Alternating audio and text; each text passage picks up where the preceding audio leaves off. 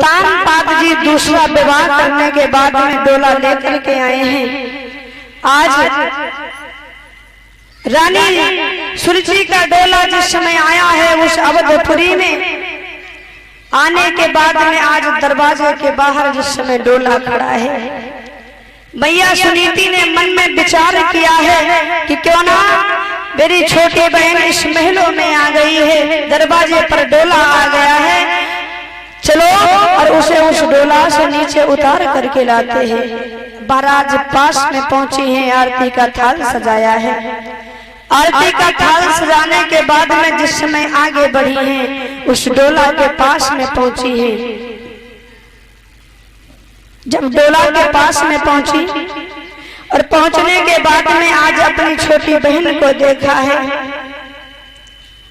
पास में आई है, जवाब दिया है, बहन आप इस डोले से नीचे कदम रखो, आप इस डोले से नीचे कदम रखो और उस घर के लिए चलो। जैसे ही इतने शब्द कहे हैं कि आप इस डोले से नीचे कदम रखो और घर के लिए चलो, वो सुरुचि एकदम से आग बबूला हो गई है। जिस समय आग बबूला हुई, आग बबूला होने के बाद में जवाब दिया है, तू है कौन? रानी सुनीति कहने लगी है, रानी आप ये पूछ रही हो आप कौन हो? भैया सुनीति ने जवाब दिया है, आप इस डोले से नीचे कदम रखो, आप महलों में प्रवेश करो। अरे भैया, रानी सुनीति के मुंह से कोई शब्द नहीं निकला है। सुरुचि ने जवाब दिया है, खड़े खड़े हमारा मुंह क्या देख रही है, आखिर हो कौन? जब भैया इतनी बात कही तब तक वो दासी महाराज आगे बढ़ी है। जब दासी आगे बढ़ी, जवाब दिया है, रानी तुम्हें पता नहीं है, ये तुम्हारे जो महाराज हैं उत्तान पाद जी, ये इनकी बड़ी रानी सुनीति है।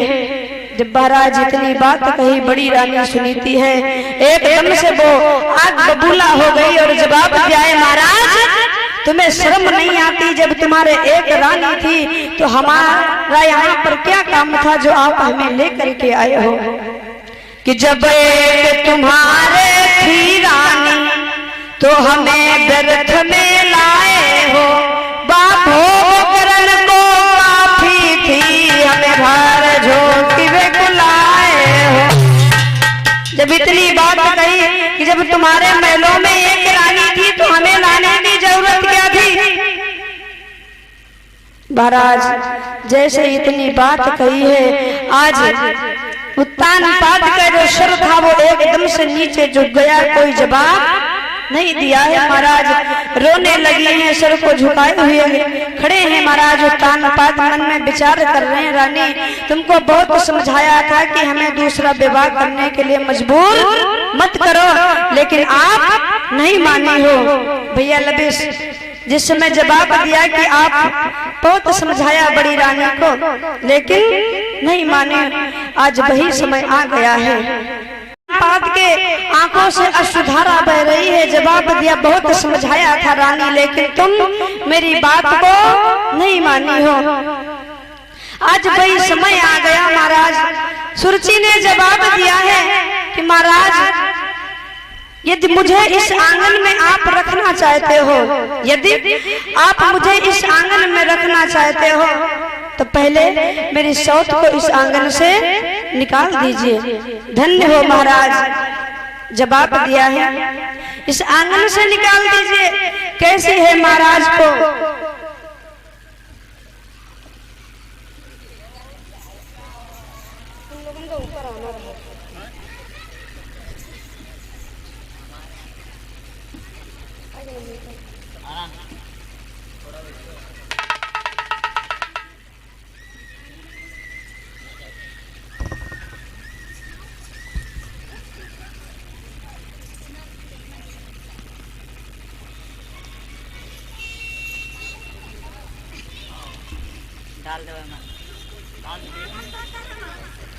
और ये हमारे यज्ञपति महाराज जी की तरफ से और यज्ञपति की धर्म पत्नी जी के द्वारा गले में माल्या समर्पित हो रही है। भगवान भक्ति शक्ति प्रदान करें, हर प्रकार से सुख शांति दें।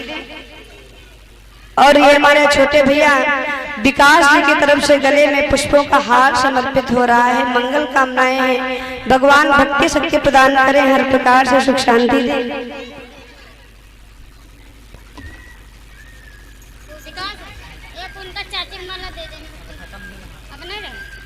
और ये हमारी आंटी जी की तरफ से गले में पुष्पों का हार समर्पित हो रहा है। मंगल कामनाएं हैं। भगवान भक्ति शक्ति प्रदान करें, हर प्रकार से सुख शांति दें। आज महाराज जवाब दिया है सुरजी ने कि महाराज यदि आपके पास में दूसरी रानी थी तो हमें लाना बेकार था।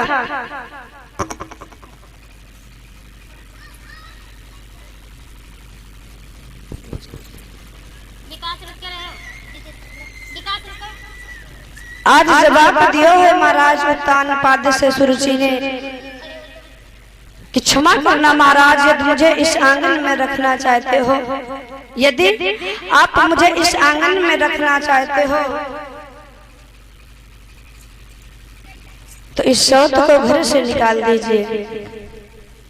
आज महाराज उत्तान पाद ने जब इतने शब्द सुने हैं, जवाब दिया है सुरुचि तुम्हें पता नहीं है, अरे ये हमारी रानी के ऊपर वृद्धा अवस्था है, बुढ़ापे का पन है, और भला ये खेतों में झोपड़ी डाल करके कैसे रह पाएगी, उस झोपड़ी में कैसे निवास करेगी। जब इतनी बात कही है सुरुचि ने जवाब दिया महाराज यदि आप इस सौत को घर में रखना चाहते हो तो हम यहाँ कदापि नहीं रह पाएंगे, इसलिए अभी कुछ बाल बाका नहीं हुआ है, अभी कुछ बिगड़ा नहीं है, ये डोला मेरे पिता के आंगन में भिजवा दीजिए। जब इतनी बात कही कि ये डोला मेरे पिता के आंगन में भिजवा दीजिए, आज रानी सुनीति आगे बढ़ी, दोनों करों को जोड़ा है, जवाब दिया है बहन आप चिंता मत करो, आप चिंता मत करो, आप उस घर के लिए चलो, महलों के लिए चलो, कि तुम चलो संभारा जा घर को, मैं तेरी दासी बन जाऊंगी, जब सोवेगी तू संध्या को, मैं तेरे चरण दबाऊंगी। बाबा दिया है महाराज कि जिस समय आप बिस्तर पर लेटोगी, सायंकाल के समय संध्या को जब आप निंद्रा में होंगी, हम तुम्हारे पैरों को दबाऊंगी, इसलिए आप उस आंगन में चलिए, मैं तुम्हारी सौत बन करके इस आंगन में गुजारा कर लूंगी। महाराज जब इतनी बात कही है कि मैं सौत बन करके उस आंगन में गुजारा कर लूंगी, अरे भैया रोती जा रही मैया सुनीति सुरुचि ने जवाब दिया है कुल की कलंकिनी निकल जा मेरे महलों से, वरना हम कदापि डोला से नीचे कदम नहीं रखेंगे। अरे भैया जैसे इतनी बात कही हम डोला से नीचे कदम नहीं रखूंगी, आप चली जाइए। महाराज उसी समय रानी सुनीति आगे बढ़ी है। महाराज उत्तान पाद से दोनों करों को जोड़ा और जवाब दिया महाराज मेरी बात सुनो, एक पुत्र के कारण मैं ये महल ये आंगन यहाँ तक तुम्हें भी छोड़ती हूँ, एक पुत्र के कारण मुझे वो झोपड़ी मंजूर है, खेतों में गुजारा कर लूंगी। जब महाराज इतनी बात कही मैं खेतों में गुजारा कर लूंगी, रानी सुनीति रोने लगी, जवाब दिया महाराज जाऊंगी उस खेतों में आपस गुजारा कर लूंगी। जैसे इतनी बात कही है महाराज उत्तान पाद रोने लगे हैं, जवाब दिया है रानी आपको पता नहीं है तुम्हारे बिन इस महलों में मैं कैसे रह पाऊंगा। रोते जा रहे महाराज उत्तान पाद। मैया सुनीति ने जवाब दिया है स्वामी एक पुत्र के कारण मुझे ये सब कुछ मंजूर है, इसलिए मैं खेतों में झोपड़ी डाल करके अपना निवास कर लूंगी।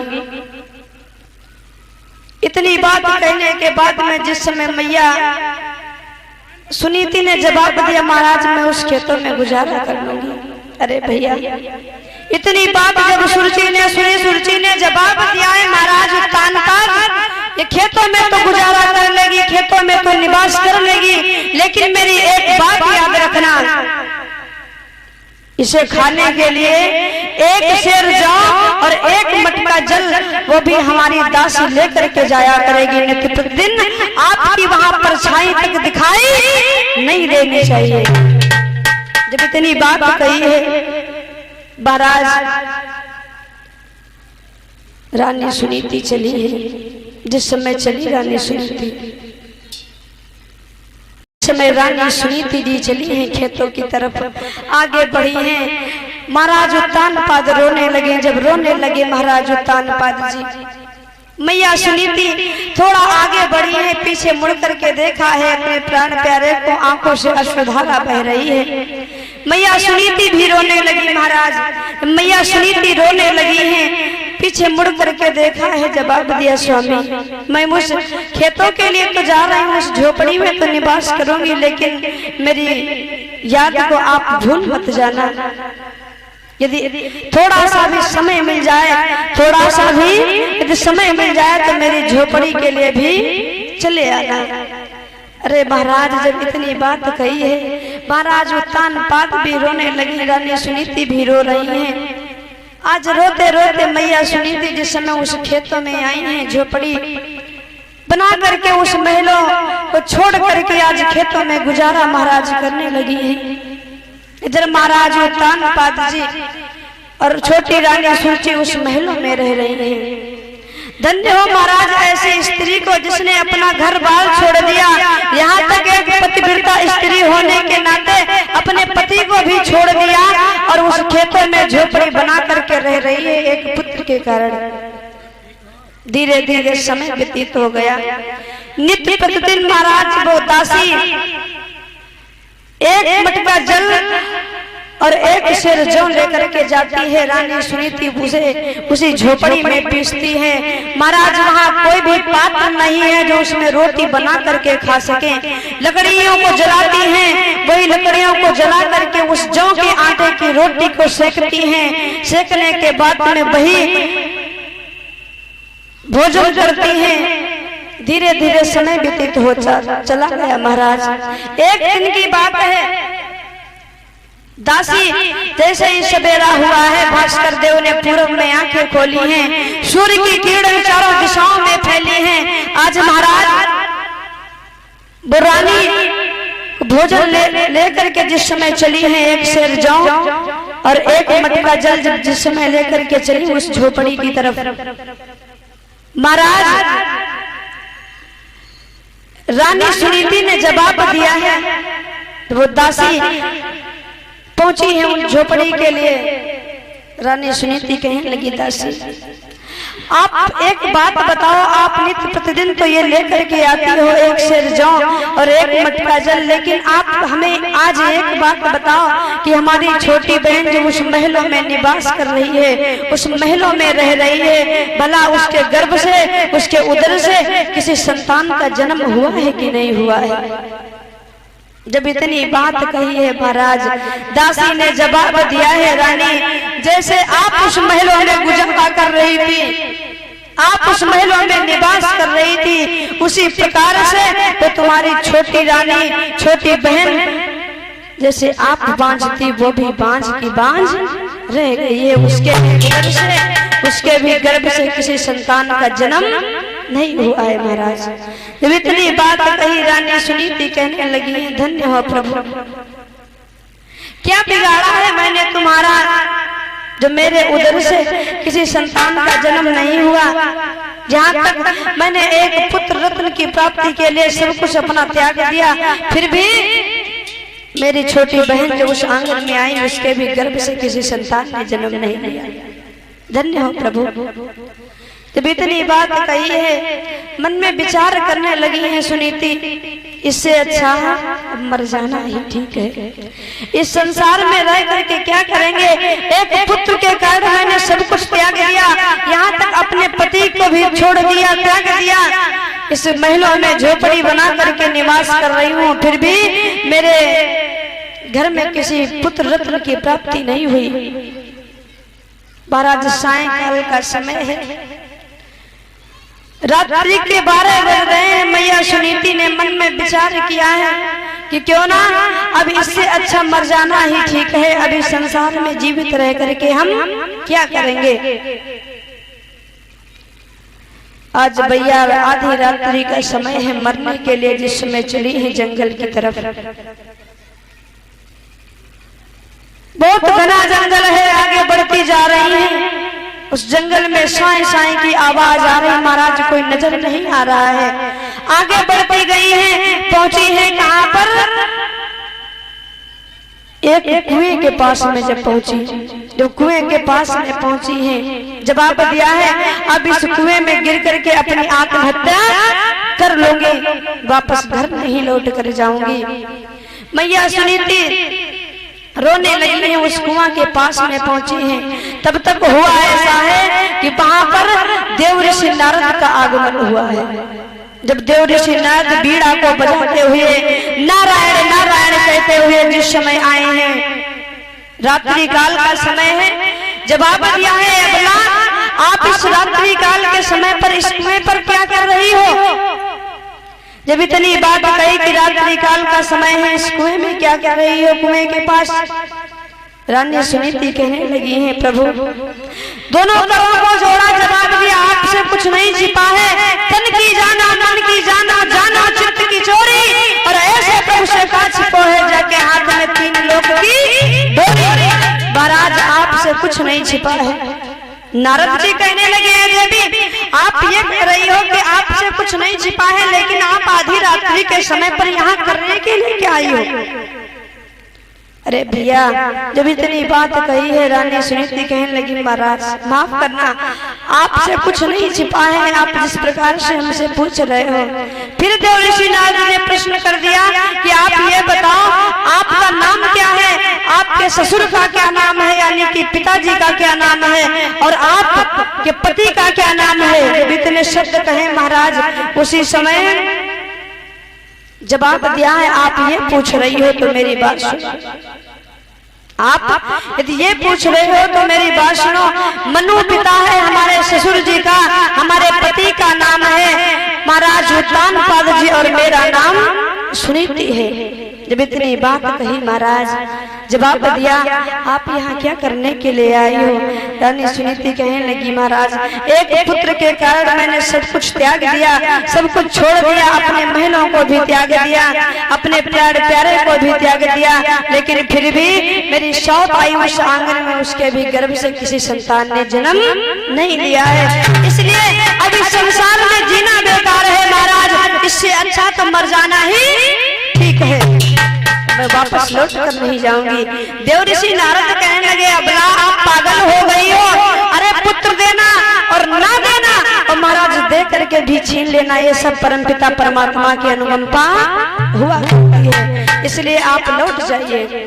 रानी कहने लगी महाराज अब मैं वापस लौट करके नहीं जाऊंगी उस महलों में। एक पुत्र के कारण महाराज हमने सब कुछ त्याग दिया, फिर भी प्रभु ने मुझे एक संतान की प्राप्ति नहीं दी, अब वापस मैं लौट करके नहीं जाऊंगी।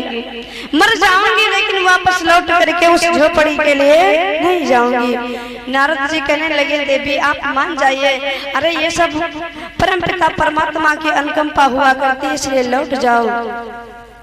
मैया सुनीति कहने लगी महाराज मैं ऐसे लौट करके तो कदापि नहीं जा सकती हूँ। मन में विचार कर रहे हैं देव ऋषि नारद, ये अबला ऐसे नहीं मानेगी, और यदि मेरे सामने ये अपने प्राणों को इस कुएं में त्यागती है तो संसार के लोग हमसे ईर्ष्या करने लगेंगे, पूजनीय नहीं माने जाएंगे, इसलिए कुछ उपाय करना चाहिए। जब इतनी